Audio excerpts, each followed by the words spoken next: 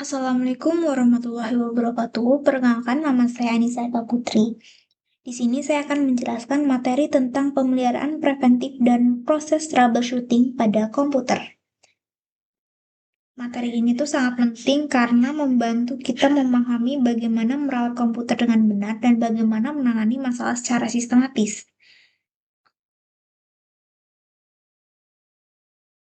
Oke, yang pertama itu adalah apa sih itu pemeliharaan preventif? Pemeliharaan preventif ini itu adalah kegiatan merawat komputer secara terjadwal dan rutin dengan tujuan mencegah kerusakan sebelum kerusakan itu benar-benar terjadi. Berbeda dengan perbaikan darurat yang dilakukan setelah komputer rusak, pemeliharaan preventif ini dilakukan saat komputer masih berfungsi normal. Tujuannya itu adalah untuk menjaga komputer agar tetap berada pada kondisi optimal, aman digunakan, dan umur perangkat menjadi lebih panjang. Nah, contohnya itu adalah seperti membersihkan debu di dalam casing, kipas, dan komponen lainnya. Mengecek program-program yang berjalan saat startup agar komputer tidak berat, melakukan pemindahan malware atau virus secara berkala, mengecek suhu perangkat, kebersihan fan, dan aliran udara, mengganti komponen yang sudah menunjukkan tanda-tanda penurunan fungsi.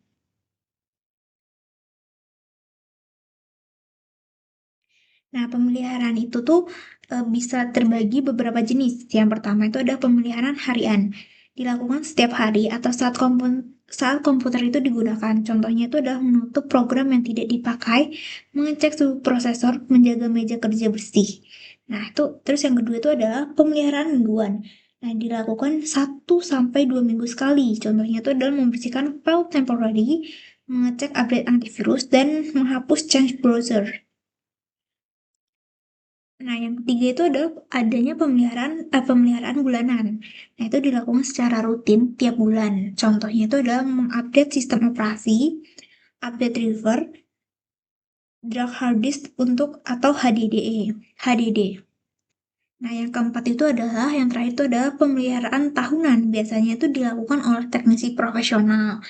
Contohnya itu adalah membongkar casing dan mengganti temporal paste CPU. Oke, kenapa sih pemeliharaan preventif itu penting? Nah, pemeliharaan preventif itu penting karena banyak pengguna komputer menganggap perawatan tidak terlalu penting. Padahal justru hal inilah yang mencegah terjadinya kerusakan serius. Pemeliharaan preventif itu sangat penting karena satu, itu adalah mengurangi risiko kerusakan mendadak. Misalnya seperti kayak komputer tiba-tiba mati, hard drive rusak, atau motherboard overheat.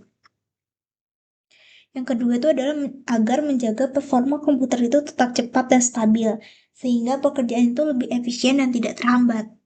Yang ketiga itu adalah menghemat biaya, karena biaya perawatan rutin jauh lebih murah dibandingkan perbaikan total atau penggantian perangkat keras. Yang keempat itu adalah untuk meningkatkan keamanan data, karena virus dan malware dapat dideteksi lebih awal. Kelima itu adalah untuk perpanjangan usia perangkatnya, sehingga komponen tidak cepat aus atau rusak.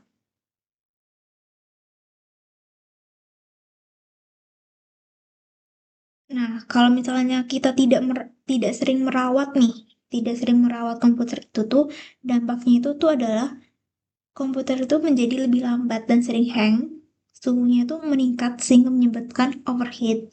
Nah, umur perangkat kerasnya itu menjadi lebih pendek dan banyak error program muncul.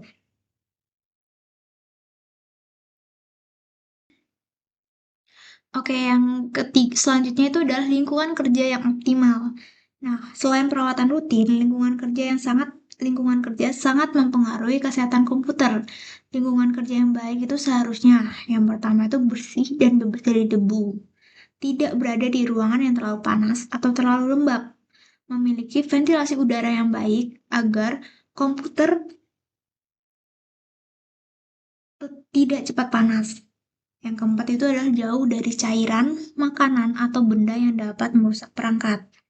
Lingkungan yang buruk itu tuh dapat menyebabkan, yang pertama itu adalah kipas itu cepat kotor dan mudah rusak. komputer itu mengalami overheat, komponen berkarat atau berjamur, dan kerusakan listrik seperti konsleting.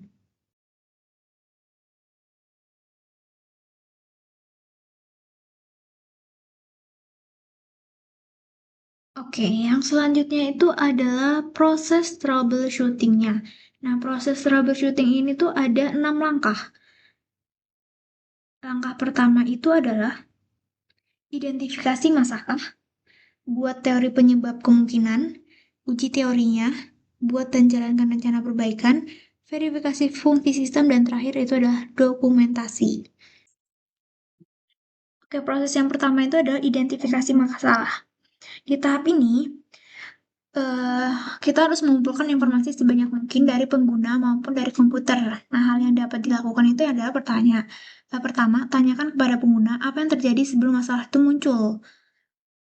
Nah, gunakan pertanyaan terbuka seperti apa yang Anda lakukan sebelum komputer itu bermasalah. Nah, yang ketiga, gunakan pertanyaan tertutup seperti apakah komputer itu sempat mati tiba-tiba? Nah, catat semua gejala yang muncul, seperti suara aneh, error message, atau komputer lambat, dan lain-lain. Cek riwayat perbaikan sebelumnya dan konfigurasi sistem. Nah, yang kedua itu adalah menetapkan teorinya.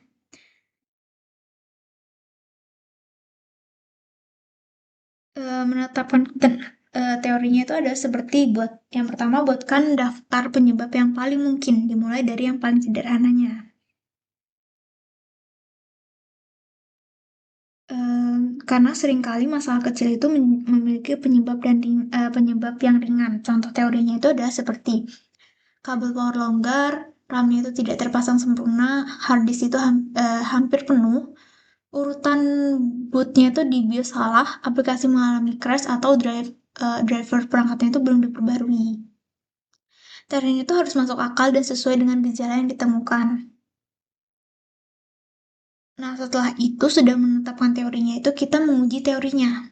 Nah, di tahap ini setiap teori yang diuji harus harus secara berurutan. Nah, ujilah teori yang paling sederhana terlebih dahulu karena paling cepat dicek. Contohnya itu adalah jika komputer tidak menyala, jika komputernya itu tidak menyala, itu tuh ada dua kemungkinan itu ada kemungkinan pertama itu ada overheat karena kipasnya itu tersumbat debu, dan kedua itu ada power supply-nya rusak. Nah, solusi yang bisa ditawarkan itu adalah bersihkan kipas dan heatsinknya. Tambahkan pasta thermalnya, cek PSU atau diganti jika perlu. Nah, untuk kasus yang kedua itu contohnya itu ada satu. Komputer itu sangat lambat. Nah, bisa jadi kemungkinannya itu ada tiga. Yang pertama, terlalu banyak program startup, hard disk penuh dan fragmentasinya itu tinggi, atau banyak malware tersembunyi. Nah, solusi yang bisa kita lakukan itu adalah satu, matikan program startupnya jika perlu. Terus bersihkan file sampahnya, scan malware, atau upgrade ke SSD jika diperlukan. Oke, yang ketiga itu adalah membuat dan melaksanakan rencana aksinya. Untuk proses yang ke proses yang keempat itu setelah masalah itu ditemukan, buatlah rencana perbaikan yang aman dan efektif. Nah, itu adalah pertama, tentukan metode perbaikan terbaiknya. Pastikan resiko kerusakannya itu kerusak tambahannya itu bisa diminimalkan. Lakukan perbaikan sesuai rencana. Setelah perbaikan, cek apakah masalah itu sudah selesai. Contoh kasusnya itu adalah contohnya itu adalah mengganti kabel rusak, membersihkan RAM, menghapus malware, atau memperbaiki pengaruh sistem. Nah, jika sudah melakukan aksi, kita memverifikasi fungsi sistemnya itu. Memastikan bahwa seluruh fungsi sistemnya itu berjalan dengan baik. Nah, beberapa hal yang perlu diverifikasi itu adalah satu, komputer bisa menyala dan berjalan stabil, program dan aplikasi dapat digunakan, akses internet itu berjalan normal, printer dan scannernya itu dan perangkat lainnya itu berfungsi semua, dan tidak ada error baru yang muncul. Jika semuanya berjalan normal, barulah perbaikan dianggap berhasil. Yang terakhir itu adalah dokumentasi. Nah, dokumentasi itu sebenarnya itu adalah langkah yang banyak atau sering banget diabaikan, padahal itu sangat penting.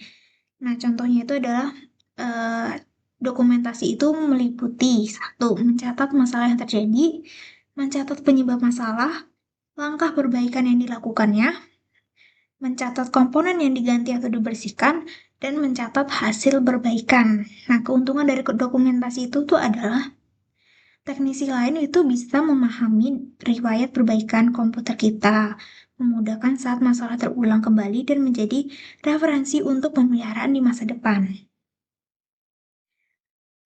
Eh, Kesimpulannya itu adalah pemeliharaan preventif itu sangat penting untuk menjaga komputer tetap sehat, stabil, dan berumur panjang. Sedangkan troubleshooting membantu kita memperbaiki masalah dengan langkah yang terstruktur dan tidak asal tebak.